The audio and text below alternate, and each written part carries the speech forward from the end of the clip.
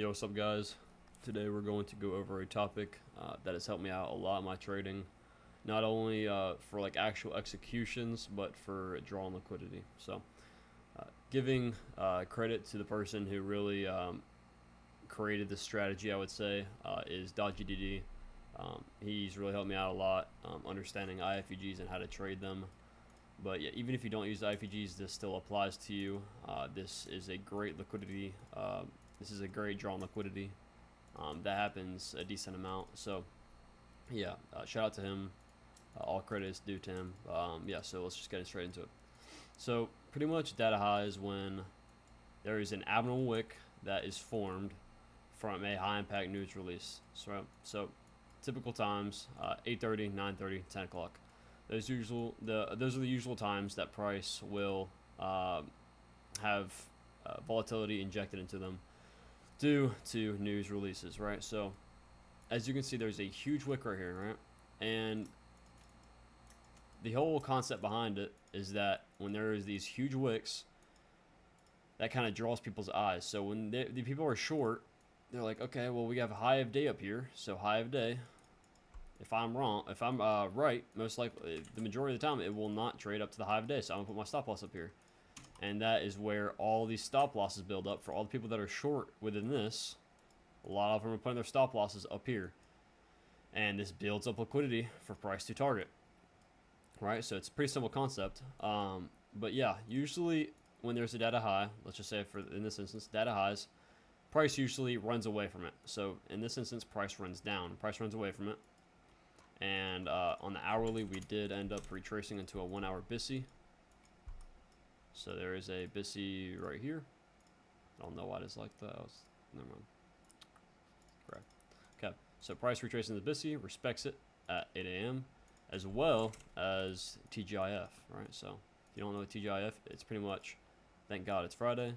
And all it is that when price moves in a certain direction, or like roughly the same direction the entire week, you want to see a reversal on Friday to the 20 to 30% of the weekly range. So I'm on the weekly candle right now. Throw this down, and then let's hop on that 1 minute, and you can see how perfect that retracement is.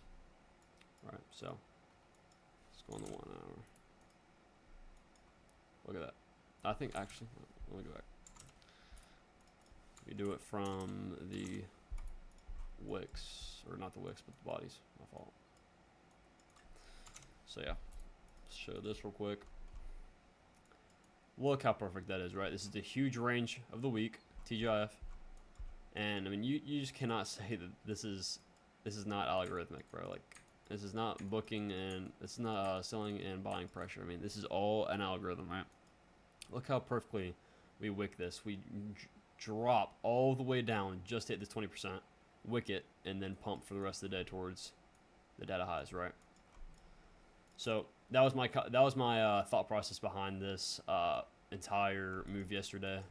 But yeah, so we held this 1 hour BISI as well as trying to TGIF 20 to 30%, and then we start moving higher, right? So that's usually what happens with data highs and data lows. Data lows, same thing.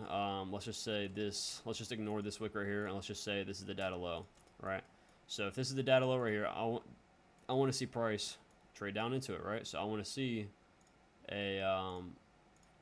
I want to see us run away from up here, and then for us to have a reversal point, and then dump straight towards it. So you usually don't want to see with data lows and data highs. For this data low, you don't want to see us to create this data low and for us to drop straight down towards it. You want to see it run away, and then have a reversal somewhere in it, and then a dump towards the data lows. So yeah, let's go over data lows real quick. See if I can find any. See, this is the data lower here. We never ended up trading to it though. This was a range day, very choppy price action. That is the data low right there. That's 10 a.m. and it's a very abnormal wick. But yeah, we were just range bound within this range from this high to this low. And if you cannot like define a range, pretty much all it is when there is an extreme high and extreme low starting off the range, and both buy side and sell side gets tapped multiple times, and it just every single time it never displaces through these highs or lows. either buy side or sell side. All it does, we tap it, we go back to the center, tap it, go back to center, tap it, go back to center, over and over and over again, okay? And you typically, when you see this, you want to wait until it breaks, right? This is a breakthrough right here. This isn't a breakthrough because every single time we have this, we have a what? Like that's like 3 points maybe. Yeah, 3 points of it breaking above. Every single time we just dump below it, dump below it, dump below it, retrace back into the equilibrium or the other sell side, and then we continue. Okay, so you usually want to see a huge breakout through these consolidations for you to know that we're out of that consolidation. But yes, that's a data low. Never ended up getting taken. I believe that we probably will take it sometime next week if we are bearish. But yeah, sometimes even the day of, data lows and data highs won't even get traded to. So there was one this week at 10 o'clock, if I can find it, where price did not even, wait, that might be an example right there.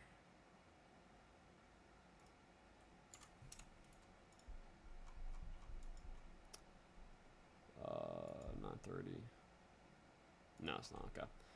So yeah, 10 o'clock. Yep, on Monday. So we had this data high because there was news, high impact news that was reset 10. So there's an abnormal wick right here. And throughout the day, people who were bearish probably set their stop loss up here.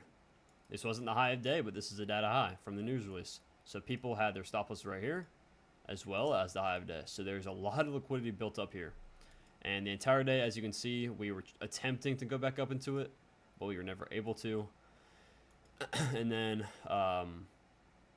Asia, London, all that stuff. Next day came around, really choppy price action, PM, news event, boom, straight through it. That was my draw on liquidity that day. Never hit it in the AM because I don't think we had news in the AM. I think we had it in the PM session, so it was going to be choppy in the AM. But yeah, knowing that we didn't trade into that data high the day before, I knew that that day it was probably going to be the draw on liquidity. And it's all aligned with high time frame narrative. So if data highs and data lows don't match up really with your narrative, your high time frame analysis, it might not work. So it might just get traded into the next day. You have no clue. But if it's all probabilities, right? So if there's a data high and your high time frame narrative is bullish and your bias is bullish, then okay, then you might want to target that data high, right?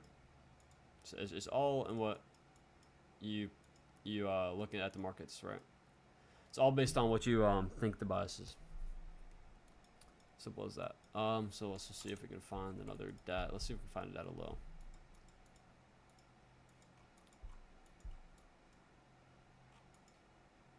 Okay. There's no data low here. I'm just gonna give another example. So let's just say right here, this is the data low. Let's just say this right here is 9:30. There was PPI that released at 9:30, right? So this is 9:30 candle, and it's an obvious wick, right? And there is, yep. So as we run away from it, you know that okay, this is the data high. Probably retrace into a 15 or hourly SIBI right here, or order block. That causes us to dump right here, right? And that's all in high time frame analysis, right? Our bias. And within here, we can expect that high time frame to get respected, and then once you see that, you can start looking for a short on the lower time frame to these data lows. And this is my model, but there's a fair value gap right here. That holds. Inversion right here, I wouldn't really take that until about right here, just because it's just not enough of a closure for me, especially with them being an intermediate term low. And if you haven't watched the video on intermediate term lows and intermediate term highs yet, I did release a video yesterday talking about that and going in depth on that concept. Pretty simple concept once again. You just have to practice it. But yeah, so simple. There was another one at 8:15 this week. Let me go over that real quick if I can find it. I think it was on Thursday. There was, yep, here. So typically, we do not have a news release at 8:15 before the 8:30 New York session starts, but we actually ended up having news that day, and it's okay. So as you can see, we had this data high, 8:15. This is an abnormal candle, and we ran away from it immediately. I think we traced into like a 15-minute BISI right here. Even the 1 minute was holding. 1 minute held. And then these two inversion, this is a better 2-minute entry, but just for the simplicity of it. we had this inversion, an inversion, my fault, and this would be the entry targeting the data high. If the R isn't good enough, we take a partial at the data high and continue targeting higher, right? Because, you know, once you see, it's kind of common sense, but typically retail traders, they see this huge dump after a news release and like, okay, it's gonna be bearish, it's gonna be bearish, and this is where they just get absolutely wrecked, right? So we have this huge dump right here, and they're all selling, and like I said earlier, where do they put their stop losses? Up at these data wicks, up at these news candles, and price just ends up drawing to it. And it's even better when the data wick is aligned with the high of day, and that day it wasn't. But yeah, so really simple concept. If y'all have any questions, drop them in the comments and I will try and respond to them. But yeah, very simple concept. Hope y'all found this helpful today, and yeah, peace out.